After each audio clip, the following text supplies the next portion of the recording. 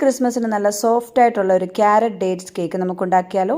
3/4 cup പഞ്ചസാരയിലേക്ക് 1 table spoon വെള്ളം ഒഴിച്ച് നന്നായിട്ടൊന്ന് കാരമലൈസ് ചെയ്യുക. അത് നല്ല ഗോൾഡൻ ബ്രൗൺ നിറമാകുമ്പോൾ ഗ്യാസിൽ നിന്നും മാറ്റുക.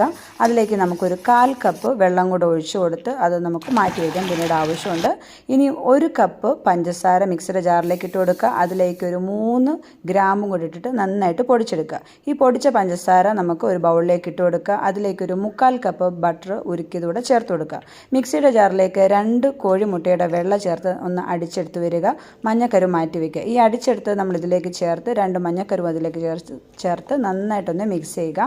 ഇതേപോലെ ഒരു വിസ്ക് ഉപയോഗിച്ച് നന്നായിട്ട് ഇളക്കി കൊടുക്കുക. അതിലേക്ക് 1 ടീസ്പൂൺ വാനില എസൻസ് കൂടെ ചേർത്ത് വീണ്ടും നന്നായിട്ട് ഇളക്കുക. ഇനി ഇതിന് മുകളിൽ തന്നെ ഒരു അരിപ്പ വെച്ചിട്ട് 1 കപ്പ് മൈദയും 1 ടീസ്പൂൺ ബേക്കിംഗ് പൗഡറും 1/2 ടീസ്പൂൺ ഉപ്പൂടെ ചേർത്തിട്ട് നന്നായിട്ടൊന്ന് അരിച്ചെടുത്ത് അതിലേക്ക് ഇട്ട് കൊടുക്കുക. ഒരു വട്ടമേ ഞാനിപ്പോൾ അരിക്കുന്നുള്ളൂ.